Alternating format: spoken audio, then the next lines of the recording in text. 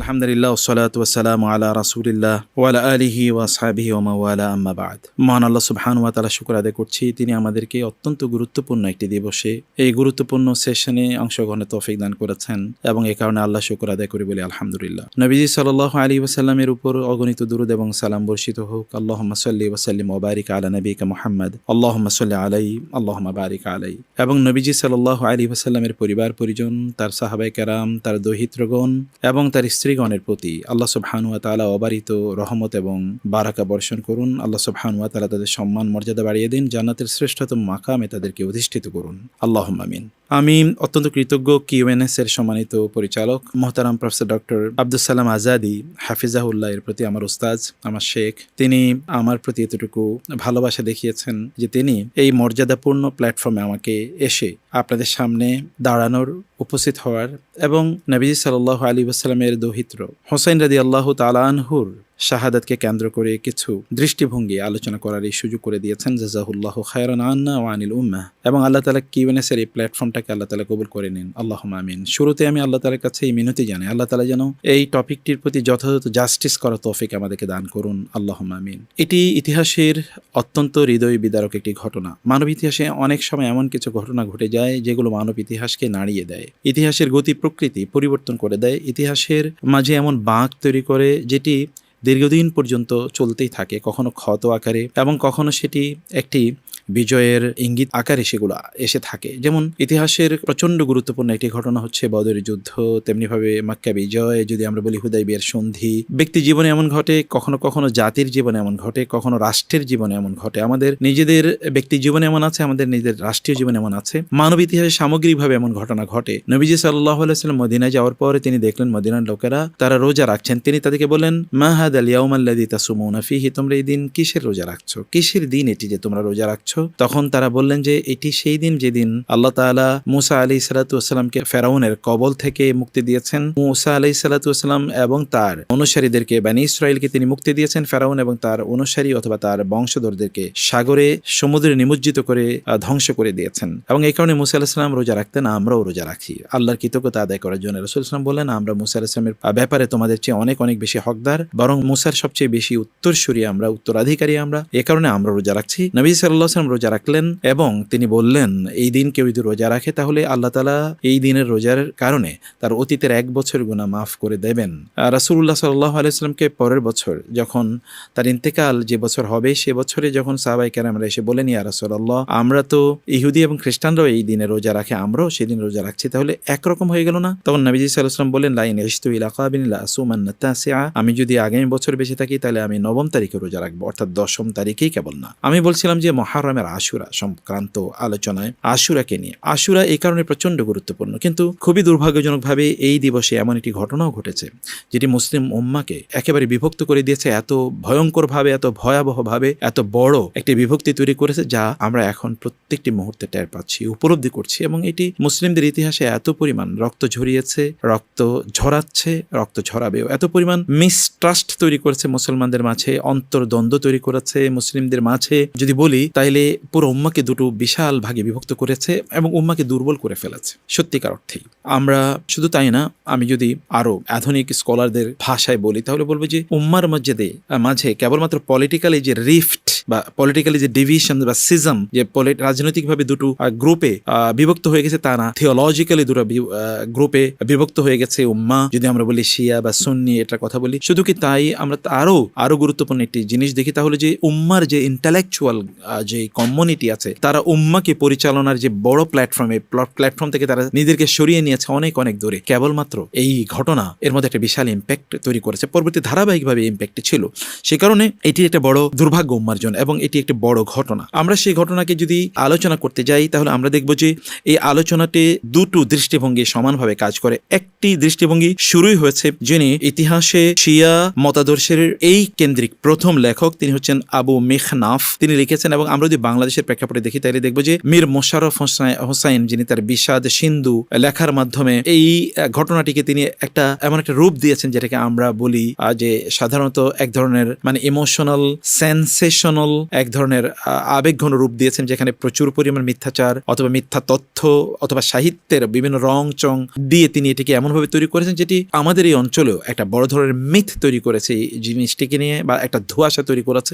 ঠিক যেমনিভাবে ইতিহাসের একেবারে শুরুতে আবু মেখনাফ এই কাজটি করেছেন। আবু মেখনাফ তিনি এই ঘটনাটিকে এমনভাবে রং চং মাখিয়ে তিনি তৈরি করেছেন যে পরবর্তীতে এটা অনেকের জন্য, বা আমরা যদি বলি আরেকটা ঘটনার ইতিহাসের উৎস হয়ে দাঁড়ায়, কিন্তু এটা বিপরীত একটা সত্যবাদী একটা উৎস আছে, যে উৎসটি আমরা এইটাকে মানে না। আমি শুরুতেই অবশ্যই এই কথা বলতে চাই যে ইতিহাসে এখানে আহলুস সুন্নাহ ওয়াল জামায়াতের তাদের দৃষ্টিভঙ্গি কি তা বলার পাশাপাশি ইতিহাসের একটা নির্মোহ আলোচনা আমাদের দরকার, যেটা আমরা সত্যিকার অর্থেই দেখব যে এখানে আসলে কি ঘটেছে। মানে কোনো অবস্থায় যেন কারো প্রতি কোনো ইনজাস্টিস না হয়, আবার আমাদের এই মিথ্যাচার অথবা আমাদের আবেগীয় কোনো অবস্থানের কারণে আমরাও যেন কারো প্রতি জুলুম না করি, সেটা ইরেসপেক্টিভ অফ দেয়ার যদি থিওলজিক্যাল ডিনোমিনেশন অথবা তাদের যদি বলি political attachment to any group, কোনো একটা গ্রুপের প্রতি যদি শিয়া বা সুন্নি যে ডিভাইড, এর বাইরে গিয়ে আমরা যদি একেবারে নির্মোহ দৃষ্টি থেকে যদি গোটা জিনিসটাকে আমরা একটু আলোচনা করতে চাই, তাহলে আমরা দেব যে এখানে সত্যি করতে কী ঘটেছে। আমরা এখানে আরেকটি বিষয় একটু সতর্কতার সাথে বলি যে এই কেন্দ্রিক একটু দুটো চরমপন্থী দৃষ্টিভঙ্গি লালন দৃষ্টিভঙ্গি তৈরি হয়েছে। একটা যদি আমরা বলি নাসিবি, একটা হচ্ছে রাফিদি। এটা ইতিহাসে একেবারে দুটো চরমপন্থাকে সত্যিকার অর্থে যারা আল্লাহ ওয়ালা ওলামায়ে কেরাম তারা দুটোকে সমানভাবে প্রত্যাখ্যান করেছেন। একটা হচ্ছে চরম পন্থী, মানে কারবালার এই যে দুর্ঘটনাকে এবং কারবালার এই হৃদয় বিদারক ঘটনাকে, এই মানব ইতিহাসে সবচেয়ে কষ্ট করে যে ঘটনাগুলো তোমাদের একটি এখানে ঘটেছে, সেটাকে যারা অতিরঞ্জিত করে এখন কেবলমাত্র সেটাকে মাতমের মধ্যে নিয়ে গিয়েছেন এবং তারা প্রতি বছরই এটাকে উস্কে দেন, অর্থাৎ এটিকে কেন্দ্র করে তারা আবার পলিটিক্যাল সিজম অথবা যদি উম্মার মধ্যে আরও ক্ষত তৈরি করতে চান, এটা একটা গ্রুপ। অথচ আল্লাহ সুবহানাহু ওয়া তাআলা আমাকে বলেছেন ওয়ালা আফিনা আনিন নাস, মানুষকে ক্ষমা করে দেয়া। আল্লাহ তাআলা বলেছেন যারা তওবা করে আল্লাহ তাআলা তাদেরকে ক্ষমা করে দেন। অথবা ইতিহাসের এই ক্ষতগুলো খুঁচিয়ে এনে আবার মানুষের সামনে উপস্থাপন করাকে ইসলাম যেটিকে অনুমোদন করে না, সেই বিষয়গুলো আমরা এখানে নিয়ে আসি। মৃতদেরকে নিয়ে আলোচনা করতে ইসলাম আমাদেরকে নেগেটিভ আলোচনা করতে ইসলাম আমাদেরকে নিষেধ করে, সেটা আমরা নিয়ে আসি।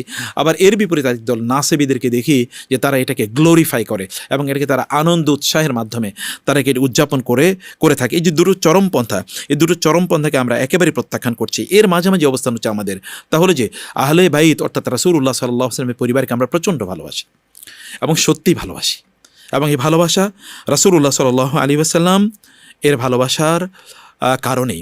কারণ রাসূলুল্লাহ সাল্লাল্লাহু আলাইহি ওয়াসাল্লাম বলেছেন আমি তোমাদের জন্য দুটো জিনিস রেখে যাচ্ছি, এটা হচ্ছে কোরআন, এটা হচ্ছে আমার ইত্রা ওয়া ইত্রাতি, আমার আহলে বাইতকে আমি রেখে যাচ্ছি। রাসূলুল্লাহ সাল্লাল্লাহু আলাইহি ওয়াসাল্লাম তো হাসান এবং হোসাইনকে ভালোবাসতেন। রাসূল সাল্লাল্লাহু হোসাইনের ব্যাপারে বলেছেন হোসাইন মিন্নি ওয়া আনা মিনহু, হোসাইন আমার অংশ, আমি হোসাইনের অংশ। তিনি হোসাইনের গোটা শরীরে তিনি চুম্বন করেছেন এবং হোসাইনের যারা দেখতে রাসূল সাল্লামের মতোই ছিল। অতএব তাকে ভালো না বাসার কোনো সুযোগ আছে নাকি উম্মার? মুসলমানদের তাকে ভালো না বাসার কোনো সুযোগ নাই। আল্লাহ তাআলা তাদের ব্যাপারে বলেছেন ইন্নামা ইউরিদুল্লাহু লিইউযহিবা আনকুমুর রিজসা আহলাল বাইতি ওয়া ইউতাহহিরাকুম তাহতীরা।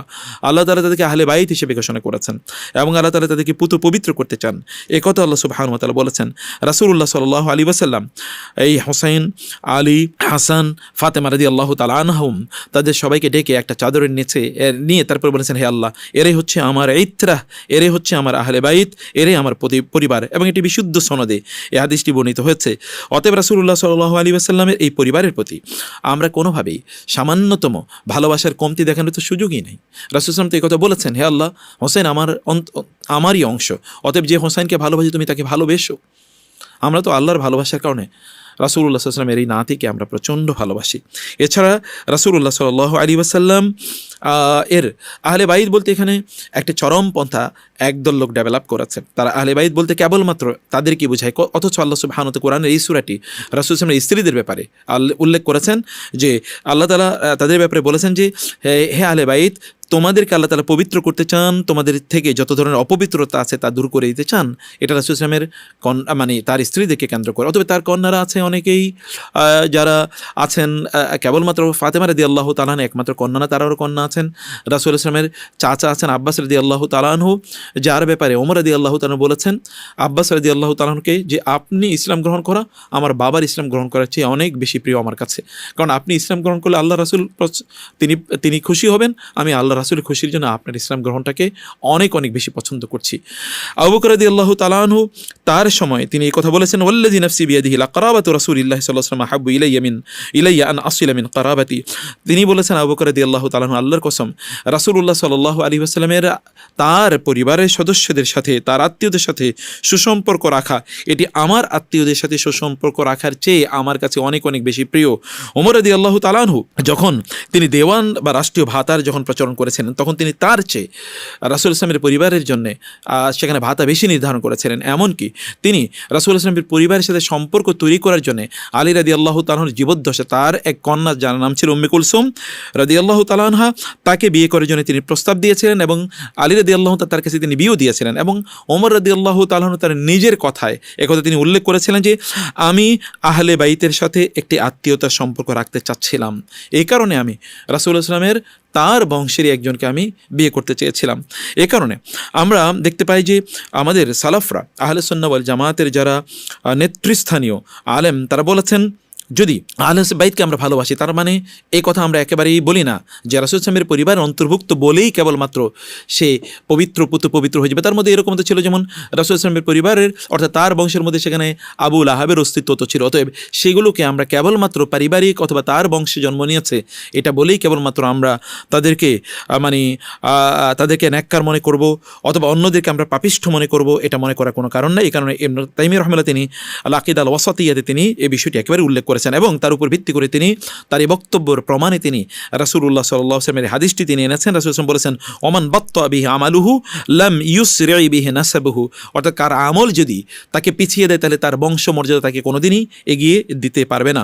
অতএব আমরা একদিকে দাবি করছি না রাসূলুল্লাহ সাল্লাল্লাহু আলাইহি ওয়াসাল্লামের তার বংশের লোক হলেই ফেরেশতার মতো হয়ে যাবে, তা না।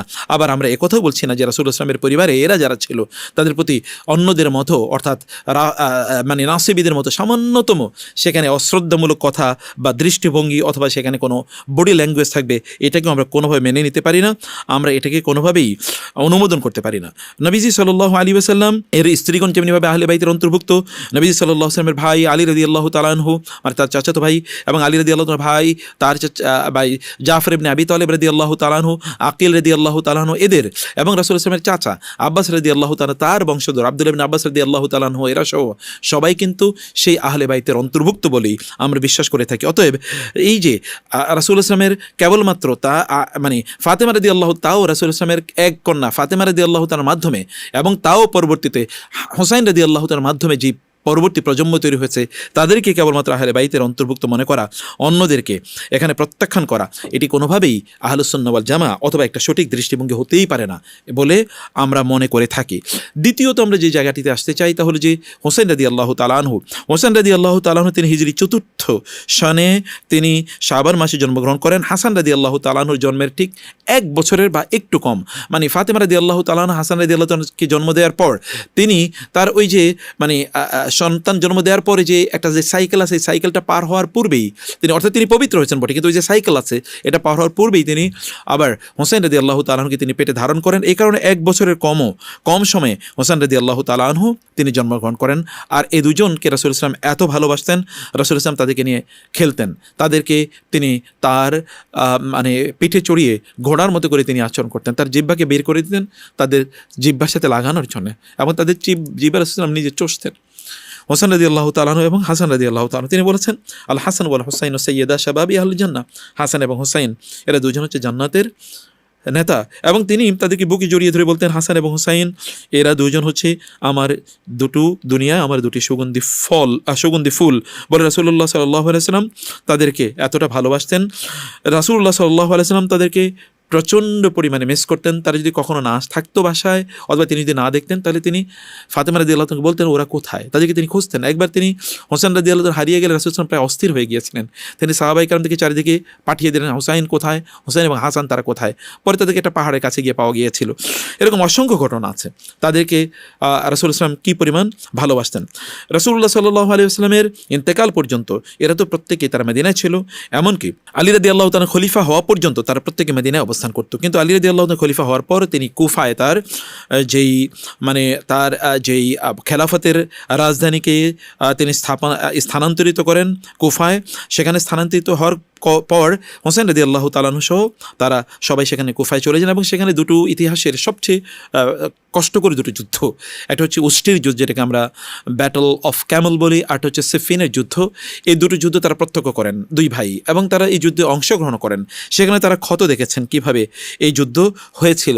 এই যুদ্ধে মুসলমানদের এত বড় ট্র্যাজেডি ঘটে যে মুসলিমদের গোটা ইতিহাসে এই দুটো যুদ্ধের আগে যত যুদ্ধ হয়েছে সকল যুদ্ধ মিলে যত মুসলিম শাহাদাত বরণ করেছেন তার চেয়ে অনেক বেশি মুসলিম এই যুদ্ধে তারা মারা গিয়েছেন। অতএব এগুলো তারা প্রত্যক্ষ করেছেন, ফলে এই দুটো ক্ষত তাদের মধ্যে রয়ে গিয়েছে। আলী রাদিয়াল্লাহু তাআলা যখন খারিজের হাতে শাহাদাত বরণ করেন, তার পরবর্তীতে হাসান রাদিয়াল্লাহু তারা তখনও কুফাতে, তা হাসান রাদিয়াল্লাহু তাআলা আনহু তিনি তখন সেখানকার খলিফা হন। এবং অন্যদিকে মুয়াবিয়া রাদিয়াল্লাহু তাআলা তিনি ছিলেন সিরিয়ার গভর্নর, তিনি তার নিজকে খলিফা হিসেবে ঘোষণা করেন। অতএব দুই জায়গায় দুজন খলিফা এড়িয়ে হয় এবং এরও একটা যুদ্ধের দিকে সামনে ধীরে ধীরে এগিয়ে যাচ্ছিল। কিন্তু হাসান রাদিয়াল্লাহু তাআলা আনহু তিনি তার বুদ্ধিমত্তার মাধ্যমে তিনি মুয়াবিয়া রাদিয়াল্লাহু তাআলার সাথে চুক্তিবদ্ধ হলেন যে মুয়াবিয়া রাদিয়াল্লাহু তাআলা তিনি রাষ্ট্র পরিচালনা করুন, খেলাফতের দায়িত্ব তিনিই নেন, হাসান রাদিয়াল্লাহু তাআলা এটি নেবেন না। এবং ইতিহাসে সাক্ষ্য দেয় যে আল্লাহ রাসূল সাল্লাল্লাহু আলাইহি ওয়াসাল্লাম বলেছেন, ইন্না ইবনি হাযা সাইয়্যিদ, এটা সহিহ বুখারী হাদিস, যে আমার এই সন্তানটি, অর্থাৎ তিনি হাসানকে লক্ষ্য করে বলেছেন রাদিয়াল্লাহু তাআলা আনহু, আমার এই সন্তানটি, আমারই নাতিটি নেতা হবে। ওয়া সাইয়ুসলিহুল্লাহু বিহি বাইনা ফিআতাইনি আযীমাতাইনি মিনাল মুসলিমিন, আল্লাহ তাআলা তার মাধ্যমে মুসলমানদের মাঝে দুটো বিশাল যে দল হবে, এই দুইটি দলের মাঝে তিনি একটি ইসলাহ মানে সংশোধন অথবা সমঝোতা তৈরি করে দেবেন। এবং সত্যি করতে তাই হয়েছে। তিনি মুয়াবিয়া রাদিয়াল্লাহু তাআলা 6 মাস তিনি মূলত দায়িত্ব পালন করেছেন এবং তারপরে তিনি এই দায়িত্ব ছেড়ে দিয়েছেন। এবং এটাও কোথাও কোথাও এরকম বর্ণনা আমি দেখেছি, ব্যক্তিগতভাবে আমি পড়েছি এবং সালফে সালেহিনের বইগুলোতে আমি দেখেছি যে তিনি তার পরিবারের সদস্যদেরকে ডেকে, কারণ হোসেন রাদিয়াল্লাহু তাআলা মানতে চান নাই, তার পরিবারের সদস্যদেরকে তিনি ডেকে নিয়ে বলেছিলেন, আমাদের পরিবারের সাথে এটা যায় না, কেন যেন আমার বাবাও এটি পাননি, বাবাও শাহাদাত বরণ করেছেন, আমিও এটা পারলাম না, অতএব আমাদের পরিবারের সাথে এটা যায় না বলে এইভাবে তিনি মানে জিনিসটাকে একেবারে তিনি ছেড়ে দেন। হাসান রাদিয়াল্লাহু তাআলা আনহু তিনি এরপরে 50 হিজরি পর্যন্ত হাসান রাদিয়াল্লাহু তাআলা আনহু মানে তিনি বেঁচে ছিলেন। পরবর্তীতে 60 হিজরিতে যখন মুয়াবিয়া রাদিয়াল্লাহু তাআলা আনহু ইন্তেকাল করেন, তার আগে তিনি তারই ছেলে ইয়াজিদ ইবনে মুয়াবিয়া এর কাছে তিনি দায়িত্ব পালন মানে তার এই খেলাফতের দায়িত্বটা তিনি দিয়ে যান। এই সময়ে তিনি যখন তার কাছে খেলাফতের এই দায়িত্ব দিয়ে গিয়েছিলেন, তখনও সমাজে, মুসলিম সমাজে তখনও জীবিত ছিল হোসেন রাদিয়াল্লাহু তাআলা, হোসেন ইবনে আলী রাদিয়াল্লাহু তাআলা আনহু, আব্দুল্লাহ ইবনে জুবাইর রাদিয়াল্লাহু তাআলা আনহু, আব্দুল্লাহ ইবনে ওমর রাদিয়াল্লাহু তাআলা, জাবির ইবনে আব্দুল্লাহ রাদিয়াল্লাহু তাআলা আনহু, আব্দুল্লাহ ইবনে আমর ইবনে আস রাদিয়াল্লাহু তাআলা আনহু, এরকম সিনিয়র সাহাবায়ে কেরাম তখনকার আগের জুনিয়র, কিন্তু এই সময় তারা সবচেয়ে সিনিয়র সাহাবী হয়ে গিয়েছেন। তারা তখনও সেখানে জীবদ্দশায় ছিলেন। এই জীবদ্দশায়ও মুয়াবিয়া রাদিয়াল্লাহু তাআলা আনহু তার ছেলের কাছে এই দায়িত্বটি দিয়ে যান। এখন তিনি তার ছেলের কাছে কেন এই দায়িত্ব দিয়ে গিয়েছেন, তার কাছে কেন তিনি এটি দিয়েছেন, সেই কথা বলার আগে আমরা একটু ইয়াজিদের কথা বলি। যে ইয়াজিদ ইবনে মুয়াবিয়া রাদিয়াল্লাহু তাআলা আনহু, মানে মুয়াবিয়া রাদিয়াল্লাহু তাআলার কথা বলছি।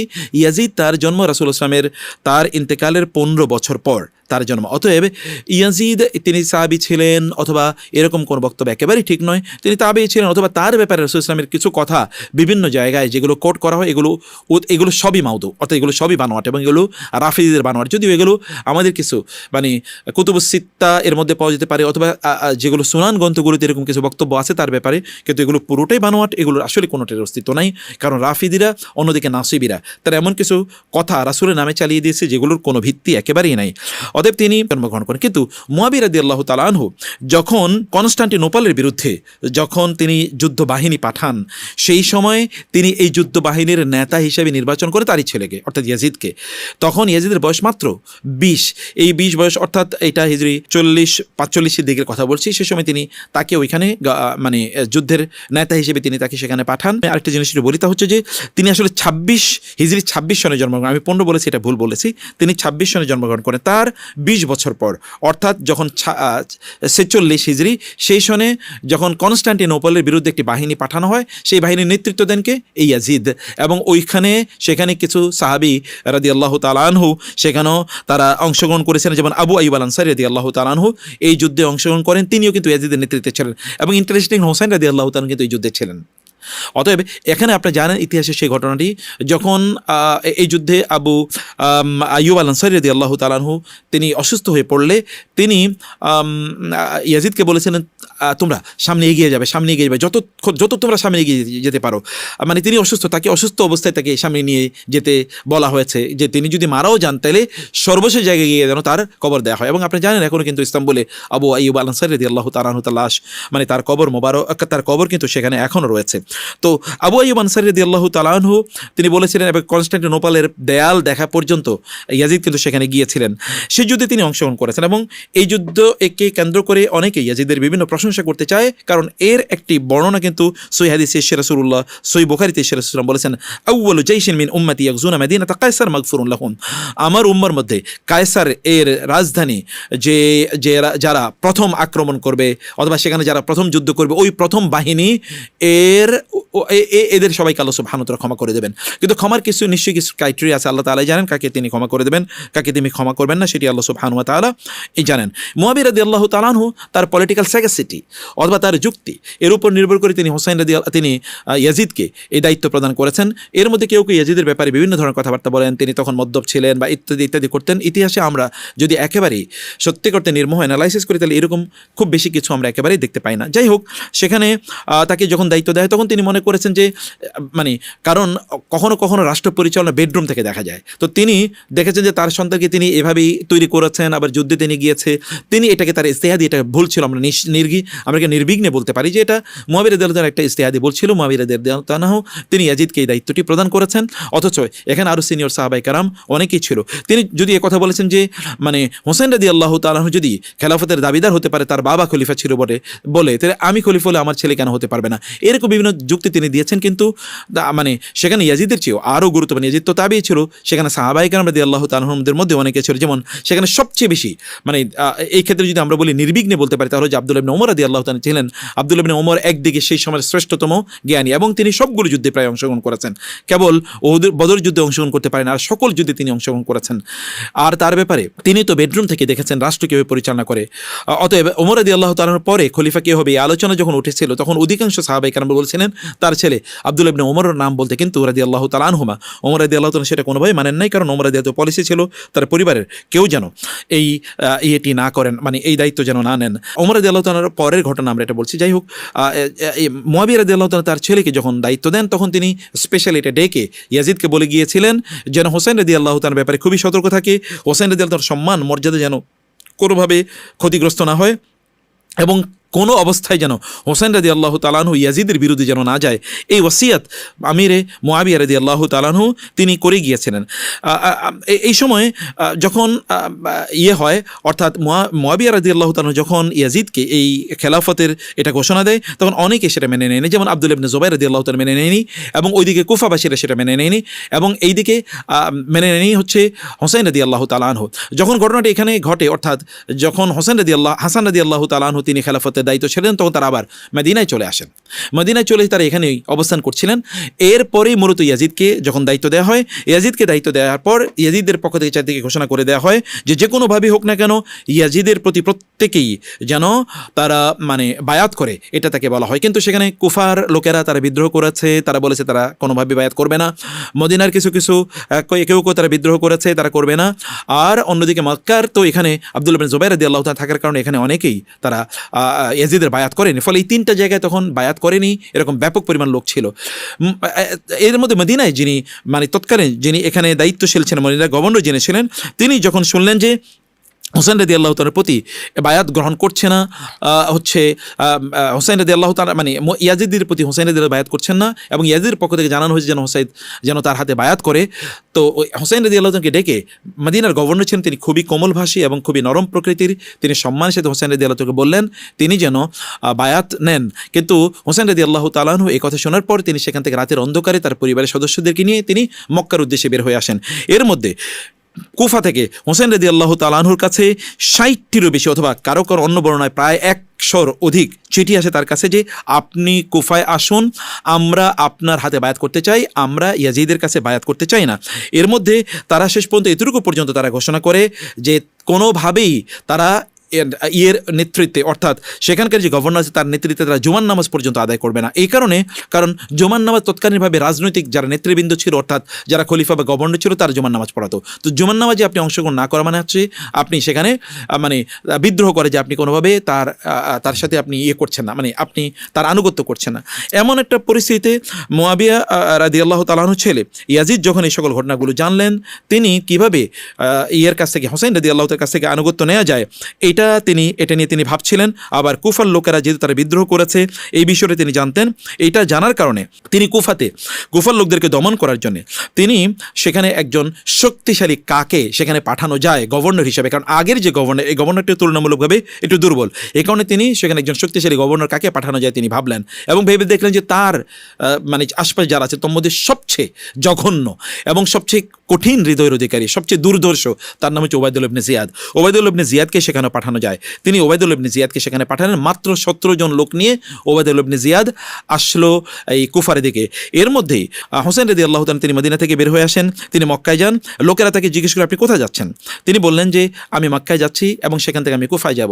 বলেন যে আপনি কুফায় কেন যেতে চাচ্ছেন? কুফার লোকেরা তো আপনার বাবার সাথে অন্যায় করেছে এবং তারা মানে আপনি সেখানে যেতে পারেন না। কিন্তু এর মধ্যেই হোসেন রাদিয়াল্লাহু তাআলা তিনি কি করলেন, মক্কায় এসে তার চাচাতো ভাই আকিল, মুসলিম ইবনে আকিলকে, তার চাচাতো ভাই মুসলিম ইবনে আকিলকে, অর্থাৎ আকিল ছিল আলী রাদিয়াল্লাহু তাআলা আনহুর চাচাতো ভাই আর তারই ছেলে মানে মুসলিম, এই মুসলিমকে তিনি পাঠিয়ে দিলেন কুফায়, যে কুফায় গিয়ে আপনি অবস্থা একটু বুঝুন, সেখানকার পরিস্থিতি একটু আপনি অবলোকন করুন। তিনি সেখানে কুফায় গেলেন। কুফায় যাওয়ার পর লোকেরা তার সামনে তার চারপাশে জড়ো হলো। আস্তে আস্তে সেখানকার নেতৃস্থানীয় বহু লোক তার সাথে একত্রিত হলো এবং তারা তার সাথে দেখা করলো।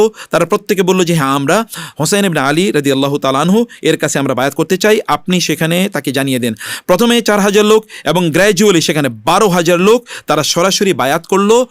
কয়েক সপ্তাহের মাঝে 2 সপ্তাহের মাঝে তারা মুসলিম ইবনে আকিলের সাথে বায়াত করলো। মুসলিম ইবনে আকিল রাদিয়াল্লাহু তাআলা আনহু তিনি দেখলেন যে লোকেরা তার কাছে এরকম বায়াত করছে হোসেন রাদিয়াল্লাহু তাআলার পক্ষে, এবং শেষ পর্যন্ত দেখা গেল যে এরাও আরও বিভিন্ন লোকের যে সংবাদ দিচ্ছে তাতে দেখা গেল যে এখানে প্রায় 30 থেকে 40 হাজার লোক তারা মুসলিম ইবনে আকিলের কাছে বায়াত করেছে বা তার সাথে শপথ করেছে যে হোসেন রাদিয়াল্লাহু তাআলা যদি সেখানে আসেন তাহলে তারা হোসেন রাদিয়াল্লাহু তাআলা হাতে তারা বায়াত করবেন। এর মধ্যে যখন ইয়াজিদ এই কথা জানতে পারে যে এখানে একটা শোরগোল তৈরি হচ্ছে, তখন সে তো 17 জন লোককে নিয়ে ওবায়দুল্লাহ ইবনে জিয়াদকে পাঠায় হচ্ছে ইয়ের দিকে, অর্থাৎ কুফার দিকে। কুফায় রাতের অন্ধকারে এসে মানে জয়েন করে হচ্ছে ওবায়দুল্লাহ ইবনে জিয়াদ, মুখে কালা কাপড়ে ঢেকে। তখন এর মধ্যে মুসলিম ইবনে আকিল তিনি যখন ওইখানে যান, তিনি সেখান থেকে হোসেন রাদিয়াল্লাহু তাআলার কাছে চিঠি পাঠান মক্কায় যে আমরা এখানে প্রস্তুত, প্রচুর পরিমাণ লোক আছে, আপনি এখানে আসতে পারেন, লোকেরা আপনার হাতে বায়াত করবে। হোসেন রাদিয়াল্লাহু তাআলা এখান থেকে বের হয়ে আসবেন।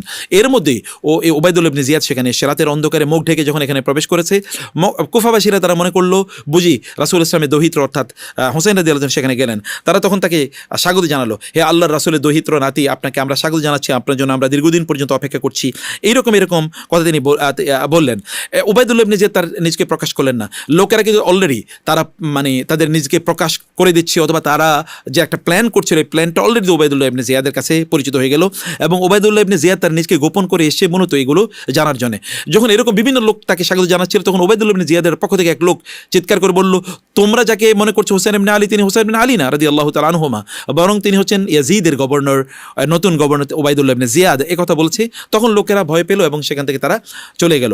ওবায়দুল্লাহ ইবনে জিয়াদ সে তখন চলে গেল হচ্ছে তার যে গভর্নর হাউসে, সেখানে যাওয়ার তার অফিসে। সেখানে যাওয়ার পর সেখানে দেখলো তার চারপাশে মাত্র অল্প কয়েকজন লোক আছে। সে চিন্তা করলো যে করণীয় কি এখানে, এই কাজটি কে করতে, মানে এখানে আসলে মুসলিম ইবনে আকিল তিনি কোথায় আছেন তাকে খুঁজে বের করতে হবে, তাকে আগে শায়েস্তা করতে হবে। অতএব মুসলিম ইবনে আকিল কোথায় আছে এটা বের করার জন্য তিনি তার এই 17 জনের মধ্যে এমন একজনকে বাছাই করলেন যাকে অন্যরা চেনে না, যে তুমি যাও গিয়ে দেখো যে মুসলিম ইবনে আকিল কোথায় আছে খুঁজে বের করার জন্য। সে সেখানে অনেক টাকা পয়সা নিয়ে গেল মানুষকে লোভ দেখানোর জন্য। প্রতিমধ্যে সে বিভিন্ন জনকে খুঁজে নিল কাকে পাওয়া যায় এবং সত্যি করতে সেখানে সে পেয়ে গেল হানি ইবনে ওরওয়াকে। হানি ইবনে ওরওয়া মূলত সেখানকার গভর্নরের উপরে গভর্নরের অনুগত ছিল, কিন্তু ভেতরে মূলত হোসাইন ইবনে আলী রাদিয়াল্লাহু তাআলা আনহুমা তার তিনি অনুসারী ছিলেন। যখন এই লোক তার সাথে সাক্ষাৎ করে এবং তাকে বলে আমার কাছে অনেক টাকা আছে, আমি রাসূলের দৌহিত্র এবং এবং মুসলিম ইবনে আকিলের কাছে আমি এটা পৌঁছে দিতে চাই, যেন এটা হোসেনের কাছে পৌঁছে আমি তাদেরকে সাপোর্ট করতে চাই। তিনি মনে করেন সত্যিই বুঝি এই লোকটা খুব আন্তরিক। তখন তিনি তাকে নিয়ে গেলেন মানে হানি ইবনে উরওয়া তাকে নিয়ে গিয়ে বললেন যে যদিও আমি প্রকাশ্যে গভর্নরের অনুগত, কিন্তু আমি আসলে গভর্নরের লোক না, আমি মূলত হোসেন ইবনে আলীর লোক। কথা বলে সে তার নিজের পরিচয় দিল এবং বলল যে আমি তোমাকে সাহায্য করতে পারি, তুমি এগুলো আমার কাছে দিয়ে আমি তার কাছে পৌঁছে দেবো। অতএব মূল লোকের সংবাদ একে মানে পেয়ে গেল। এই লোকের সংবাদ পাওয়ার পরেই উবাইদুল্লাহ ইবনে জিয়াদ তাকে ধরে নিয়ে গেল এবং তাকে ধরে নিয়ে যাওয়ার পরে তাকে সেখানে প্রচুর পরিমাণ তাকে মানে জুলুম অত্যাচার তার উপর করা শুরু করলে ওই যে লোকেরা ওই যে 12,000 লোক অথবা 40,000 লোক প্রায় একত্রিত হবে, এদের কিছু লোক প্রায় 4,000 মতো লোক তারা গভর্নর হাউস গিয়ে তারা ঘেরাও করলো। ওই মুসলিম ইবনে আকিল রাদিয়াল্লাহু তাআলা আনহু তার সাথে পরামর্শ করে মুসলিম ইবনে আকিল সহ গিয়ে তারা সেখানে এটা মানে করে রাখলো, ঘেরাও করে রাখলো। এর মধ্যে তার উবাইদুল্লাহ ইবনে জিয়াদ ওই যে হানি ইবনে উরওয়াকে ছাড়েননি, বরং ভেতরে বন্দী করে রেখেছেন।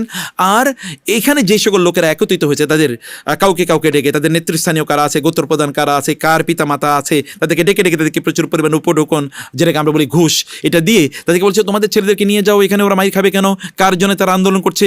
এইভাবে তাদেরকে আস্তে আস্তে কিছু লোকের তারা সেখান থেকে ভাগিয়ে দিচ্ছে, তাদেরকে পয়সার বিনিময়ে তাদেরকে এখান থেকে দূর করে দিচ্ছে, বাইরে থেকে তাদেরকে সরিয়ে দিচ্ছে। এরকম করতে করতে যখন সন্ধ্যা আসলো দেখা গেল যে এখানে লোক খুব বেশি আর নাই, অল্প কিছু লোক মাত্র এখানে আছে। 12,000 লোক এখানে, মানে এই 12,000 লোকের মধ্যে 4,000 এখানে এসেছিল, কিন্তু ধীরে ধীরে দেখা গেল যে এই 4,000 লোক আস্তে আস্তে কমতে লাগলো এবং বিকালের দিকে দেখা গেল 4,000 লোকের মধ্যে মাত্র 70 জন আছে।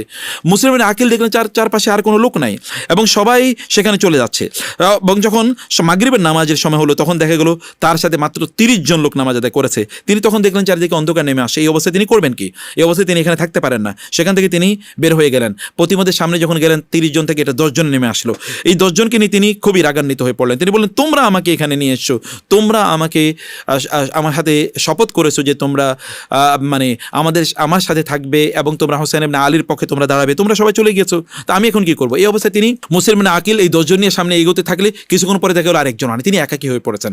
রাতে এই অন্ধকারে তিনি করবেন কি? তিনি সামনে একটা ঘর পেলেন, সেই ঘরে গিয়ে তিনি টোকা দিলেন। একজন নারী বৃদ্ধানের ঘর খুলে দিল, বলে আমি একটু আপনার কাছে সাহায্য চাই, আমি একটু তৃষ্ণার্ত, আমি পিপাসার্থ, আমি ক্ষুধার্ত, আমাকে একটু পানি দেন, একটু খাদ্য দেন, আমাকে আশ্রয় দেন। এ নারী বলেন, আমি ঠিক আছে তোমাকে দিতে পারি, কিন্তু তোমাকে আমি আশ্রয় দিতে পারবো না। তখন তিনি তার পরিচয় দিলেন, আমি মুসলিম ইবনে আকিল, আমি হোসেন রাদিয়াল্লাহু তাআলা চাচাতো ভাই, আমি এরকম আমি এসে আপনার কাছে এই করার জন্যে। তো এই নারী বলেন, ঠিক আছে আমি তোমাকে আশ্রয় দিতে পারি। এবং তিনি, এই নারীর একজন সন্তান ছিল, ছেলে, তাকে বলল যে এখানে যে আমরা মুসলিমকে আশ্রয় দিয়েছি তুমি এই কথা কাউকে বলবে না। কিন্তু 2 দিন পরে ছেলে গিয়ে এটা ফাঁস করে দেয়, উবাইদুল্লাহ ইবনে জিয়াদের লোকের কাছে বলে দেয় কিছু টাকার বিনিময়ে, সেখানে বলে যে আমাদের ওইখানে মুসলিম ইবনে আকিল আছে। মুসলিম ইবনে আকিলকে ধরে নিয়ে যাওয়া হয় এবং তাকে সেখানে গিয়ে তাকে হত্যা করা হয়। তাকে হত্যার পূর্বে উবাইদুল্লাহ ইবনে জিয়াদ তাকে বিভিন্নভাবে চাপ দেয়, তাকে বিভিন্ন কথাবার্তা বলার জন্য। তখন মুসলিম ইবনে আকিল এবং তাকে সাহায্য করার জন্য আর কুফাবাসীর একজন এগিয়ে আসে নাই। তার সামনে, কুফাবাসীদের সামনে তাকে হত্যা করার সকল পরিকল্পনা করছে এবং তাকে বিল্ডিংয়ের উপরে, ছাদের উপরে নিয়ে যাওয়া হলো, সেখান থেকে ছুরি মারবে।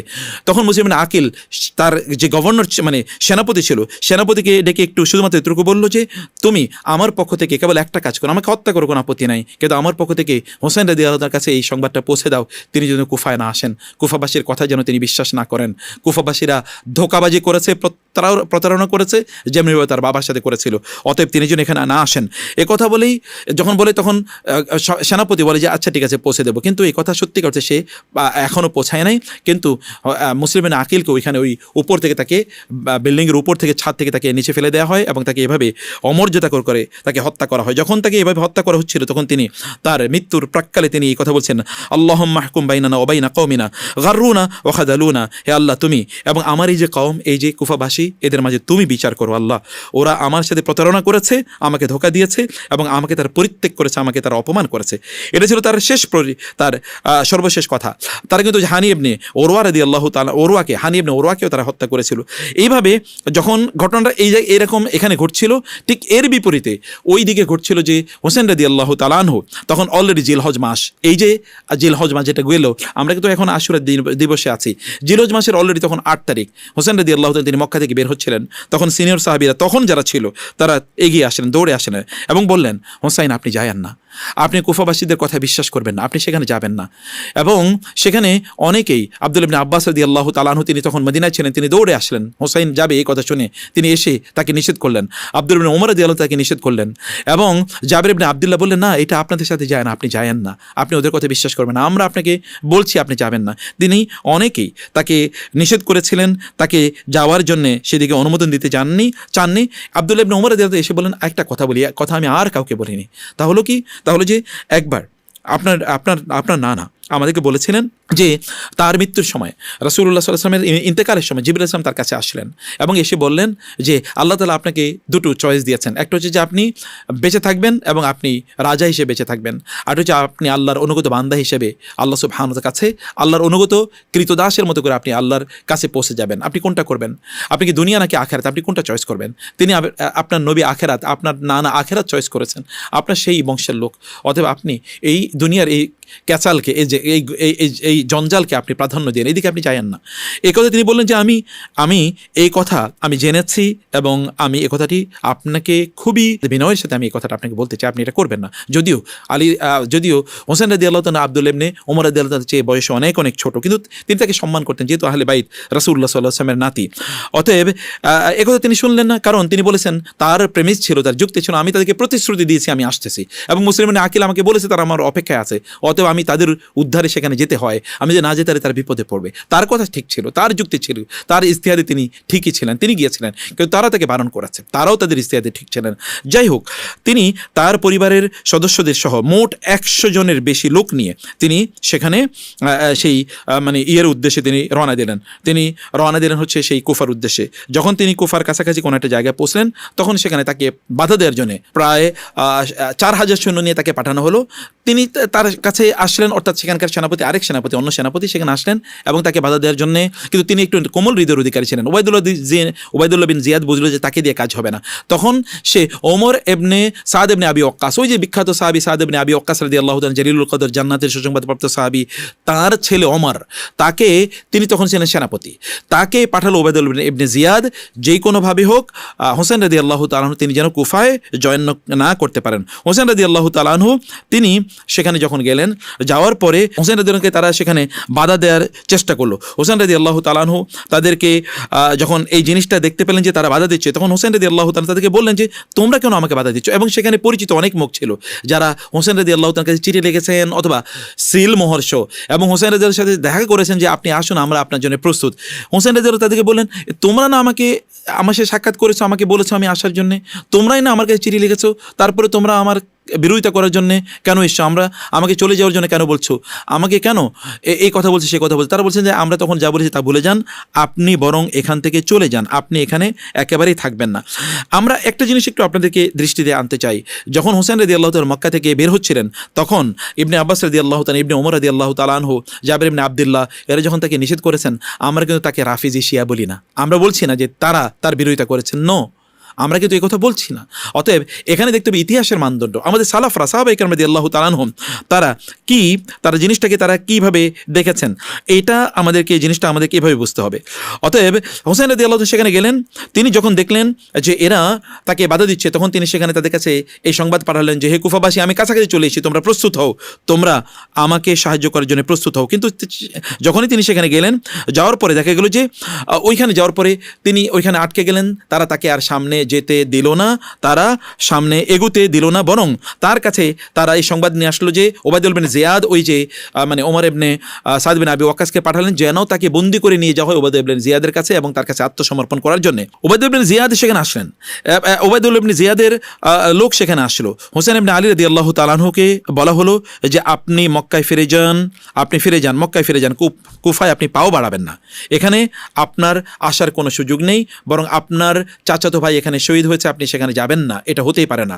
হোসেন রাদিয়াল্লাহু একটু অপ্রস্তুত হয়ে পড়লেন, তিনি চিন্তা করেন করণীয় কি অবস্থায়। তিনি তার পরিবারের সদস্যদের এখানে যারা ছিল তাদের সাথে পরামর্শ বসলেন, তারা বললেন, বিশেষ করে মুসলিম আকিলের পরিবারের লোকেরা বললেন, আমাদের মানুষকে, আমাদের বাবাকে বা আমাদের চাচাকে অথবা আমাদের ভাইকে, আমাদের স্বামীকে এখানে হত্যা করেছে, আমরা এমনি ছেড়ে দিয়ে যেতে পারি না, এটা অবশ্যই আমরা প্রতিকার এবং এটার বিচার করে আমরা এখানে যেতে চাই। তিনি যেতে চেয়েছিলেন প্রথমে, কিন্তু অন্যান্যরা তাকে এখানে যেতে দেয় না, বরং তাকে বলেছে যে আপনি এখানে যান। এছাড়াও বলেছে ওরা তো 30,000 লোক 40,000 লোক আপনাকে সাহায্য করবে বলে তারা জানিয়েছে, অতএব এখান থেকে আমাদের চলে যাওয়ার কোনো প্রয়োজন নাই, এখান থেকে আমরা চলে যেতে একেবারেই চাই না।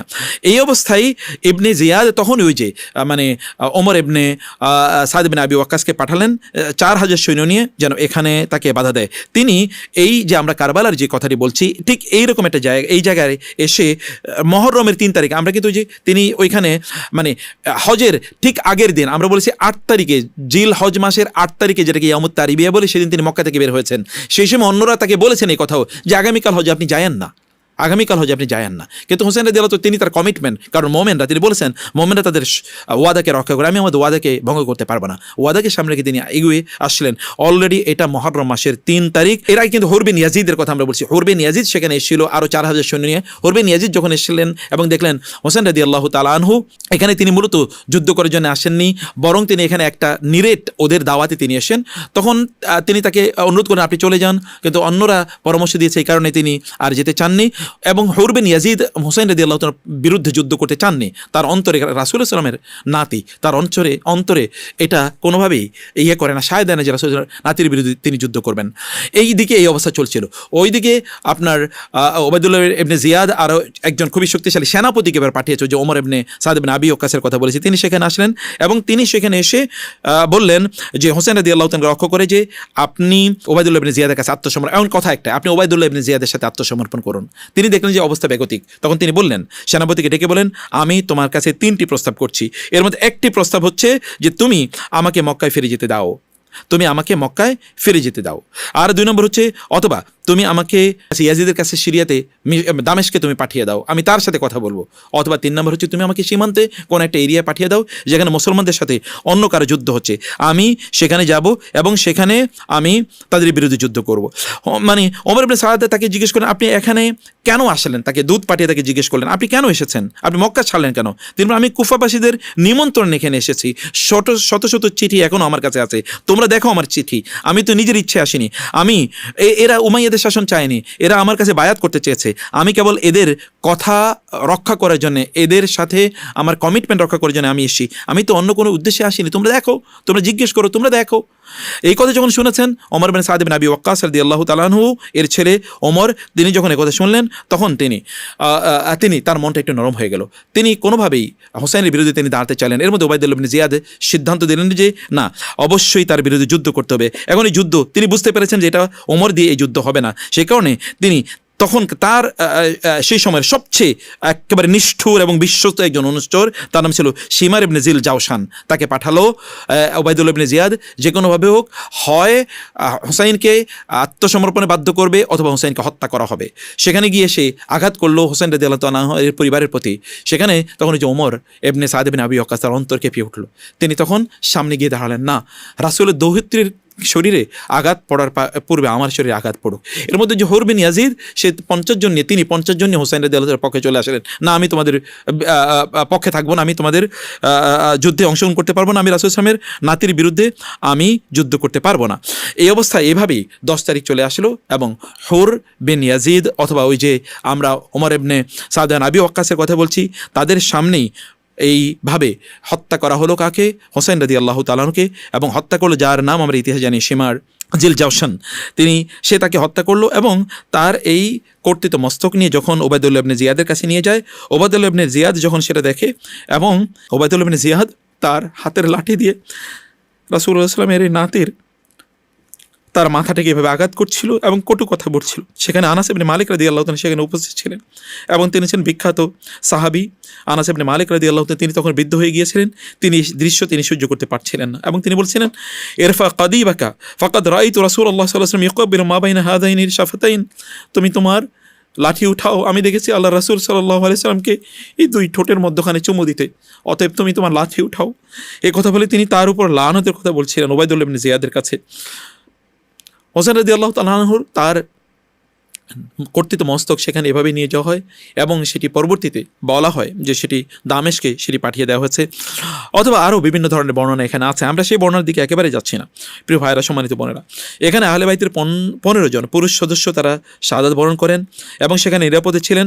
হোসেন রাদিয়াল্লাহু তাআলা একজন ছেলে, তার নাম ছিল আলী, আলী ইবনে হোসাইন ইবনে আলী তার নাম ছিল, এবং ইতিহাস যাকে জাইনুল আবেদিন নামে জানে। তিনি তখন অসুস্থ ছিলেন, এই কারণে তিনি নারীদের সাথে শুয়েছিলেন, এই কারণে তিনি যুদ্ধে অংশগ্রহণ করতে পারেননি। তিনি সেখানে বেঁচে ছিলেন, অন্যান্যরা সেখানে শাহাদাত বরণ করেছেন। নারীদের উপর কোনো আঘাতই করা হয় নাই, কোনো জুলুমই করা হয় নাই, বরং নারীদেরকে যখন সেখানে নিয়ে যাওয়া হলো উবাইদুল্লাহ ইবনে জিয়াদের কাছে, নারীদের কান্নার কারণে উবাইদুল্লাহ ইবনে জিয়াদ খুব ভয় পেয়ে গিয়েছে, ফলে এই নারীদেরকে পাঠিয়ে দেওয়া হয়েছিল ইয়াজিদের কাছে। ইয়াজিদ এই নারীদের চিৎকার, কান্না এবং হোসেন রাদিয়াল্লাহু তাআলার কর্তৃত্ব মস্তক অথবা সেই সংবাদ শোনার পরে ইতিহাস বলে যে তিনি তখন উবাইদুল্লাহ ইবনে জিয়াদকে লক্ষ্য করে বলেছিল, আল্লাহ লানত পড়ুক তোমার উপর, আমি তো তোমাকে হোসেনকে হত্যা করতে বলিনি, আমি কেবল আত্মসমর্পণের কথা বলেছি, তুমি কেন এই কাজ করলে? এবং তিনি দ্রুত নারীদেরকে সসম্মানে পৌঁছে দেন যেন তারা মক্কায় বা মদিনায় যেন তারা সরাসরি পৌঁছতে পারে।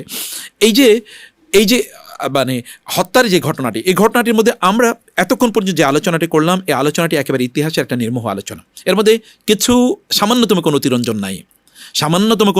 নাই, হতে পারে আমার কিছু টিপ অফ টাং হতে পারে, সেটা ভিন্ন। আদারওয়াইজ সামান্যতম অতিরঞ্জন নাই। ইবনে কাসির রাহিমাহুল্লাহ, ইবনে জারির তাবারি অথবা ইবনে হাজার আল আসকালানি, ইবনে তাইমিয়া রাহিমাহুল্লাহ, ইতিহাসে যাদেরকে আমরা সবচেয়ে নির্ভরযোগ্য মানুষ জানি, তারা এই কথাগুলো উল্লেখ করে গিয়েছেন, যাদেরকে কেউ কোনোদিন সাহাবায়ে কেরাম রাদিয়াল্লাহু তাআলা আনহুম অথবা আহলে বাইত বিদ্বেষী এরকম ঘুণাক্ষর শত্রুরা পর্যন্ত বলতে পারবে না। এরকম মানুষদের রেফারেন্সে আমরা এই কথাগুলো আপনাদেরকে এখানে উল্লেখ করলাম। এই যে দুর্ঘটনা ঘটল, এর প্রভাব কি?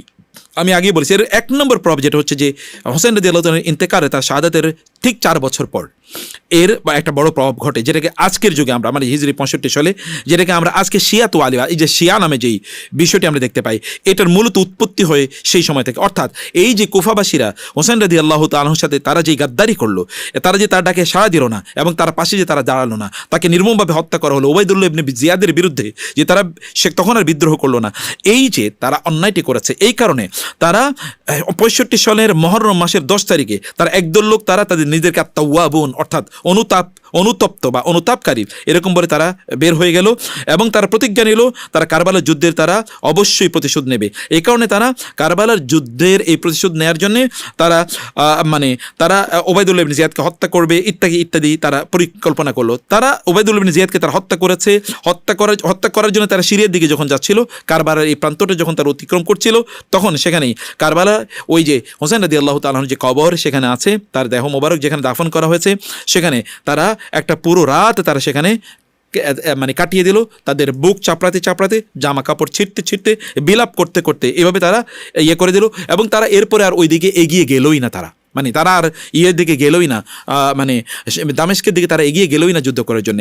এই যে শুরু বিলাপের যে কাহিনী, এই কাহিনী আমরা শুরু এখানেই দেখতে পাই এবং এখান থেকে মূলত ধর্মতাত্ত্বিক শিয়াইজম যেটাকে বা শিয়াবাদ যেটাকে আমরা বলি, এবং পরবর্তীতে একটা রাজনৈতিক হিসাবে এটা পরবর্তীতে তৈরি হয়। এবং এটা পরবর্তীতে আরও একবার ঘটে, ইতিহাসের আরেকটা পুনরাবৃত্তি ঘটে, যখন 122 সালে হোসেন রাদিয়াল্লাহু তাআলার নাতি এবং যাকে আলী ইবনে জাইনুল আবেদিন বলে আমরা জানি, তার ছেলে, তার নাম ছিল যায়েদ ইবনে আলী, তাকে আবার কুফাবাসীরা তাকে ডাকে যে আপনি আসুন, আমরা এবার এদের বিরুদ্ধে, এই গ্রুপের বিরুদ্ধে আমরা যুদ্ধ করব।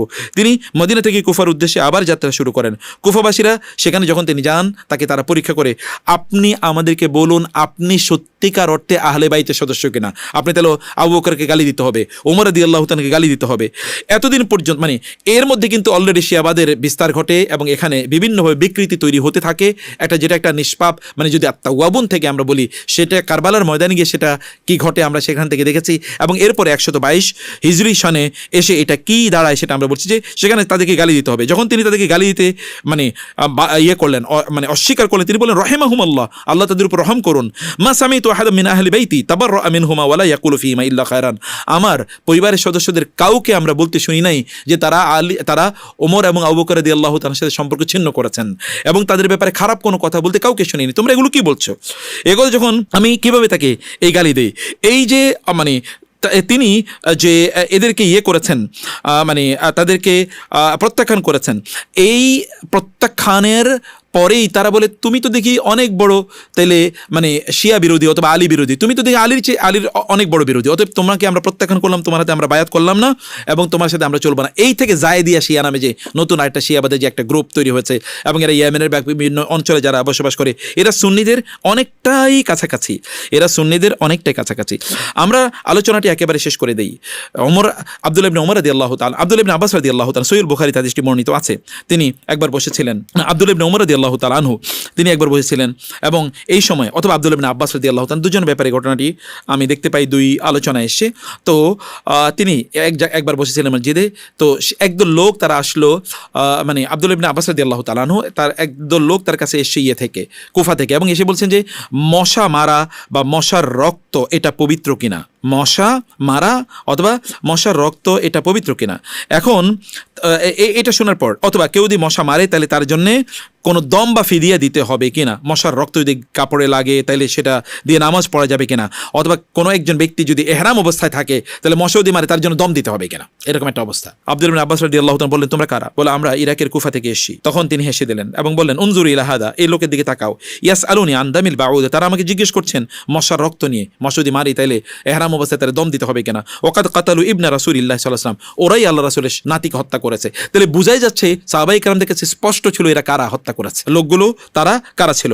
নবীজি সাল্লাল্লাহু আলাইহি ওয়াসাল্লাম তিনি তার সাহাবীরা রাদিয়াল্লাহু তাআলা আনহুম যাদেরকে রাসূল সাল্লাল্লাহু আলাইহি ওয়াসাল্লাম সবচেয়ে বেশি ভালোবেসেছেন, তাদেরকে রাসূলের সেই সাহাবীদেরকে গালি দেয়া অথবা তাদের নামে বিভিন্ন ধরনের কথাবার্তা বলা, তাদের বিরুদ্ধে অপবাদ দেয়া, এইটা কোনোদিনই আলী রাদিয়াল্লাহু তাআলা আনহুর ভালোবাসার প্রতীক একেবারেই হতে পারে না, বরং এটা একটা বিকৃতি। তাইলে প্রশ্ন হলো যে আমাদের আহলে সুন্নাহ ওয়াল জামাতের আলোচনায় এই হোসেন রাদিয়াল্লাহু তাআলাকে হত্যার ব্যাপারে সবচেয়ে বড় মানে দাগি আসামিকে, এখানে এক নম্বর দাগি আসামি হলো ওবায়দুল্লাহ ইবনে জিয়াদ, আমরা যার কথা বলেছি, এক নম্বর দাগি আসামি সে মূলত কাজটি করেছে, এবং দুই নম্বর দাগি আসামিকে ওই যে সীমারের কথা আমরা বলেছি, এবং তিন নম্বর এখানে দায়িত্ব যদি আমরা এখানে মানে আমরা এক নম্বর বলবো ওবায়দুল্লাহ ইবনে জিয়াদ, তার আগে আমরা বলি যে না এখানে কুফাবাসী এক নম্বর দাগি আসামি, অর্থাৎ তারাই তাকে হত্যা করেছে, কারণ তারা তাকে এখানে ডেকে নিয়ে এসেছে।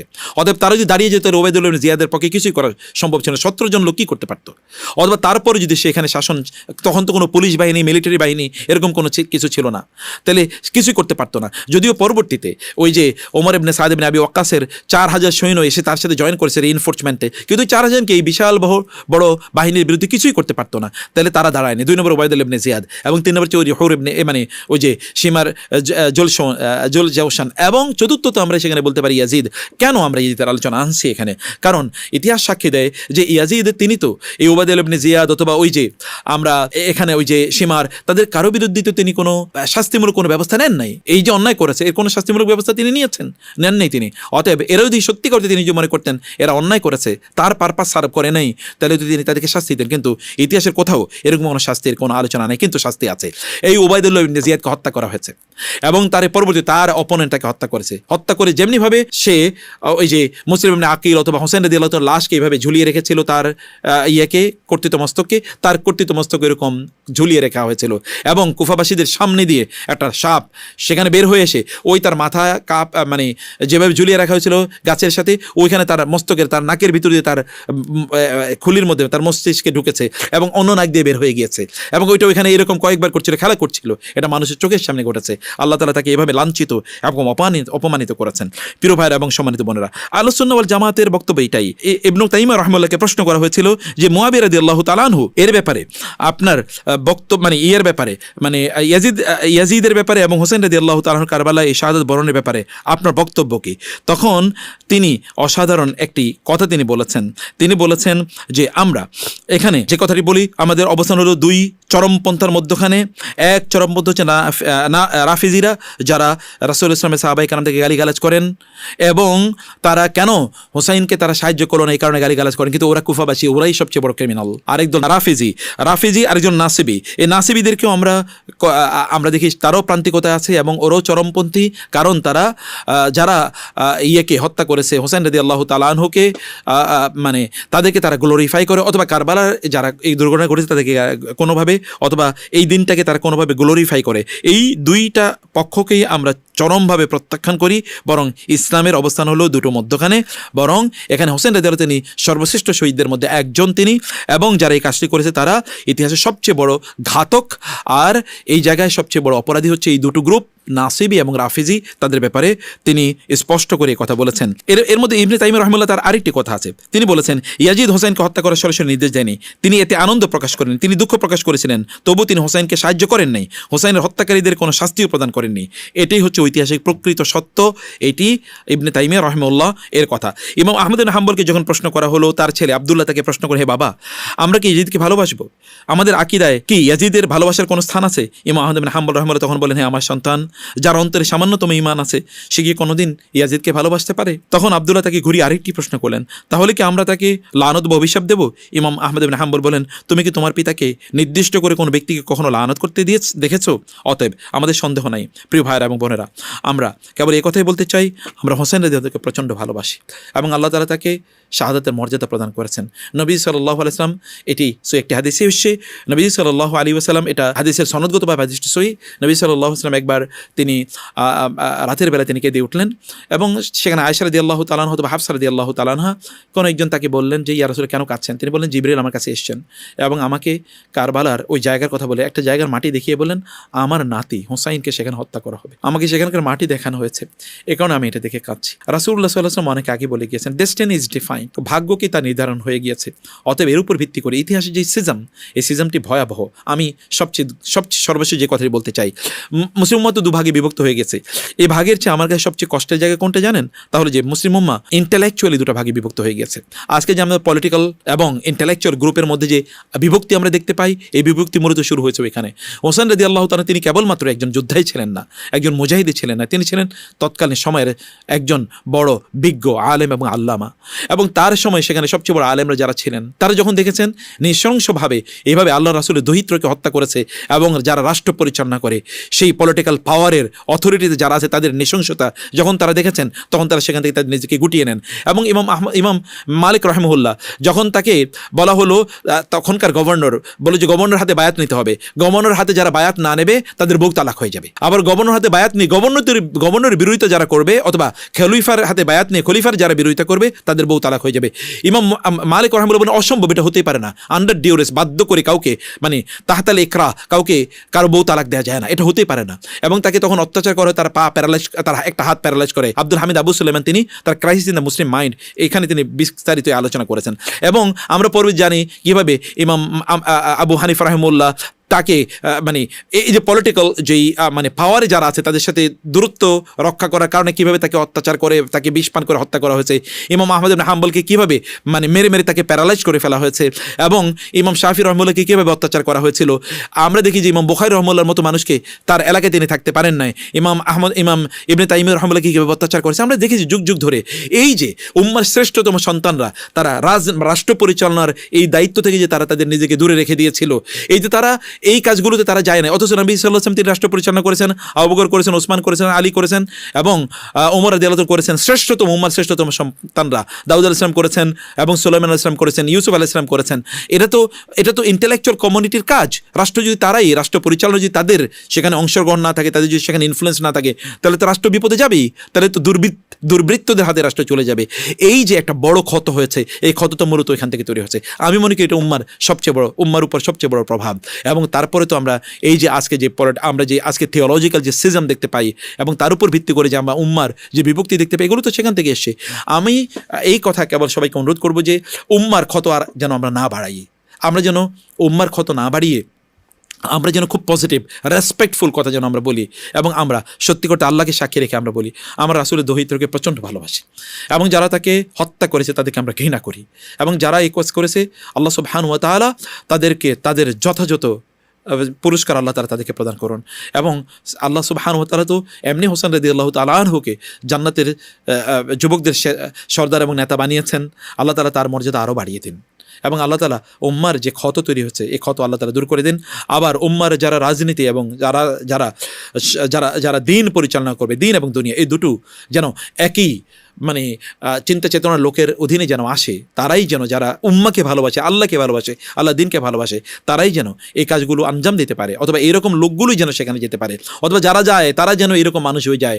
আল্লাহ তাআলা তাদেরকে সেই বা আমাদেরকে সেরকম তৌফিক অথবা উম্মাকে এরকম একটা মর্যাদাপূর্ণ একটা অবস্থা মুক্তি আল্লাহ তাআলা প্রদান করুন। আল্লাহুম্মা আমিন। জাযাকুমুল্লাহ খায়র।